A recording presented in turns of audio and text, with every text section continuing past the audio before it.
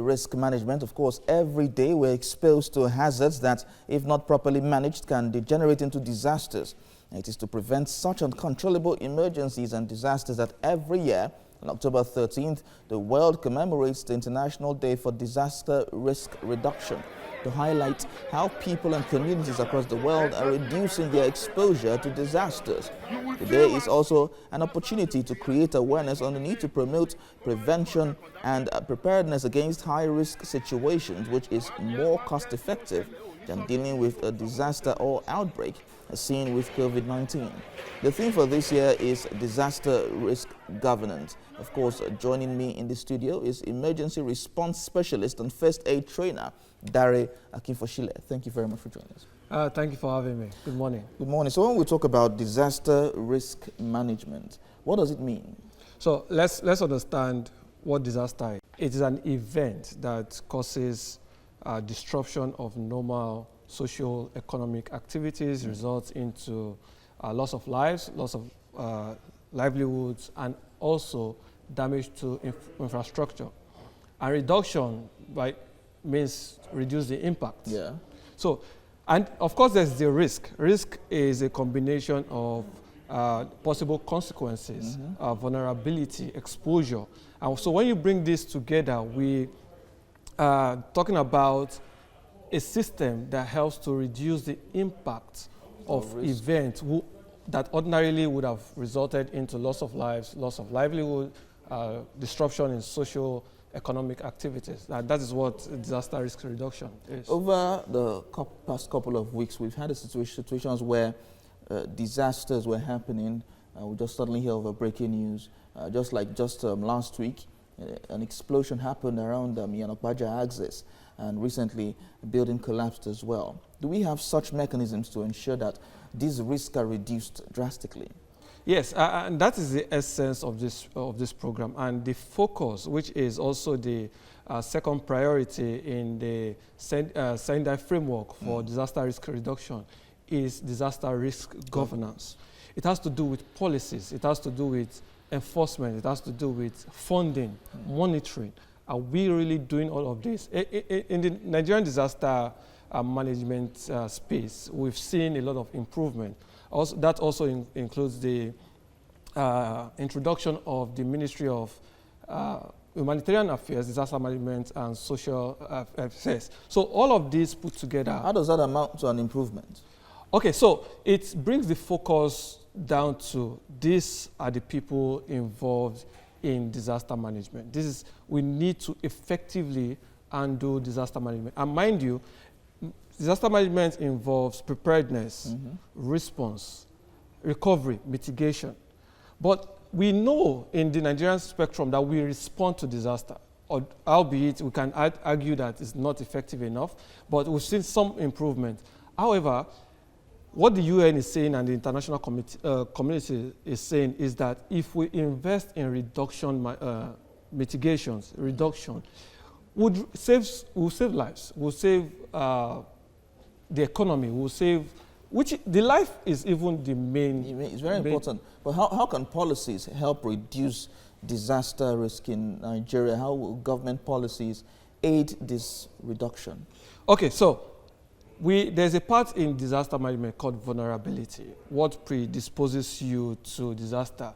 If, for instance, if there's a flood in a particular community, someone who is wealthy is likely to find it easy to relocate compared to someone who do not have money. And so if you break down the SDG units, whether it's no hunger, zero poverty, all of these things predisposes people to disaster. Someone who is poor is more vulnerable than someone who is not. And so the policy to manage, to improve development in the country, the policies to improve education, the policies to improve earnings, entrepreneurship, all of this put together actually affect disaster management. But are we always doing the needful in terms of reduction?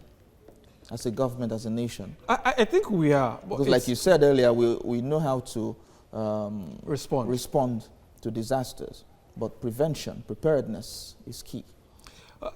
Well, we can argue this. we are doing, but is it enough? Based on my own opinion, I don't think we are doing enough. Why? Because the impact of this, look at the explosion. Lagos is now notorious for gas explosion. We can wake up tomorrow morning and boom.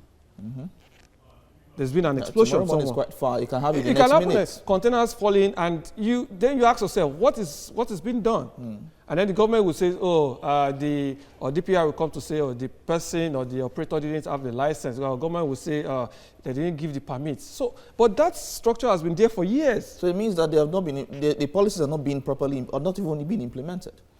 And that is it. So we can have policy, we can have all these fine things written down, but who is monitoring it? How are we enforcing the content of the policy, which is the problem? It is not the policy. You go online, you find National Disaster Management, Risk Reduction Policy or Strategy. All of these things are well written. But how do we follow up? Education, what are we training? What are we teaching people? What are we teaching the kids on how to stay safe? All of these things put together. So we can say we are doing it, but what we see every day on the news, fire, explosion, you just keep asking the question, what have we then been doing? Okay, now that you mentioned the kids learning and all of that, are schools doing enough? Are institutions doing enough? Are offices, are businesses doing enough to enlighten its people on disaster risk and how to handle disasters when it happens on a small scale in different localities? Yes, I like the idea of small scales, because sometimes we think disaster is this scale. massive. Maybe small fires here and there, how to use fire extinguishers and the like. Exactly. One thing I've seen in the private sectors, there's no playing around when it comes to safety, especially the big players, oil and gas companies, and maybe aviation. They don't play around with safety, and all of these things are in place, even beyond what the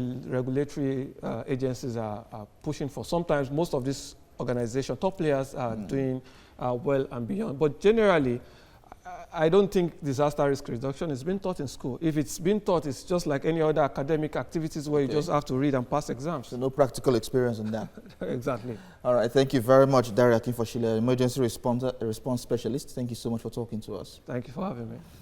Every day we are exposed to hazards that, if not properly managed, can degenerate into disasters.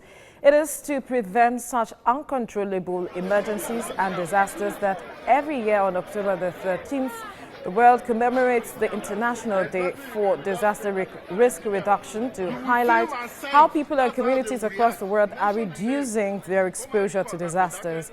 The day is also an opportunity to create awareness on the need to promote prevention and preparedness against high-risk situations, which is more cost-effective than dealing with a disaster or outbreak, as seen with COVID-19. And the theme for this year is disaster risk governance. With me in the studio is emergency response specialist and first aid trainer, Dare Akinfoshile. Good morning. Good morning. Thank you for joining us. Thanks for having me. Now, let's get to the background, because this day talks about how to creating awareness on risk management and disaster reduction. If we are to look at that in terms of educating people, because prevention, as it is said, is better than cure, what are the basic knowledge or basic information that everyone, no matter the age, whoever you are, what is the basic information you need to know in terms of disaster risk management? First of all, there's a need to understand your risk, which is something I do not think many Nigerians understand. You're living in a house, in a compound, and just around you, you have gas plants. You have shops where they are selling gas tanks. So a lot of people do not seem to understand their environment. So there's a bit of the lack of awareness among the Nigerian people, which is a big problem, because the priority in disaster risk management is understanding your risk. And it doesn't seem as if people do. So for those of us, for instance, I am here, I work here. What is the risk? What should I take note of? As I'm sure as an organization, you have, in the workplace, you have what is called occupational health and safety management system. Most organizations do have that because, albeit there's a law that says you have to implement a minimum occupational health and safety standards, which most companies do because it's the law. And beyond the law is the moral obligation. An employer wants to see that you, as an employee in the organization, is safe. So you're talking about safety, health, well-being, which covers sanitation, things as basic as having. So how is this different from those who are at home, in the house? Yes, because if you're at home, again, there's no law there's no law for occupational health and safety at home. It's now your responsibility as an occupant to say, look, I have to ensure that my home is safe. You don't have to write policies, you don't have to write procedures, but you can communicate that in the home to say, look, children, this is the emergency number. In case of an emergency, you go to uncle's place down the road. This is what you should do. This is what not you should do. Apart from the education and instruction, the house owner should be able to put certain things in place. Like what? For instance, most of us live with CAM gas. In our homes, there's hardly any compound without a CAM gas. How do you install your gas cylinder? Most of us have our gas cylinder in the kitchen. Is there a barrier between your gas cylinder and your burner? Your gas cylinder ideally should be mounted outside, upright, installed, not the one that will dangle at any point in time, and then you run a pipe to your burner. Most homes are not wired or designed that way. So the concept of disaster risk management is broader. So there's the national strategy, there's the state strategy, but at the individual level, that is where it starts, because all of these bits builds up to what we have as a people. So there's a culture of lack of understanding of the risk we are involved in. Those who live along flood-prone areas, what should they know? Because we are seeing environmental challenges now. How should they perhaps reduce the risk, if they can? So there's what we call early warning system. Before flood, you'll find agencies, including NEMA, coming to say, oh, we would experience this level of rainfall, we would experience flooding. And of course, from experience, you've been living in that community or you've seen it on the news, but how do you react? It also depends on your level of vulnerability, those factors that predisposes you to disaster risk.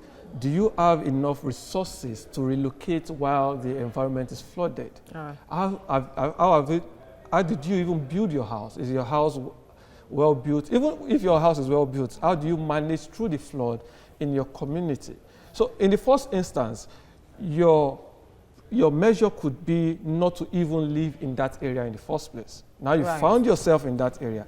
How do you manage? If you do not have the resources, you may not be able to manage the risk. With the risk. But one key thing I would like for you to discuss before we end this conversation is how pivotal is this disaster risk management to a time like this that we find ourselves, the pandemic. It is, because even the pandemic has created a crisis that is ongoing. And so it's all about education. How have we managed the pandemic, for instance? We've gone to educate people, this is what you should do. We've increased awareness for personal hygiene. We've increased education on social distancing, physical distancing, and washing, and put measures in place. And so it's also part of the disaster risk management concept. So today is about increasing the awareness and reminding policymakers that we need to do more. We need to invest in disaster prevention and risk reduction. Thank you so much, Dare Akinfosile, for your time on the program. Thank you. Thank you for having me.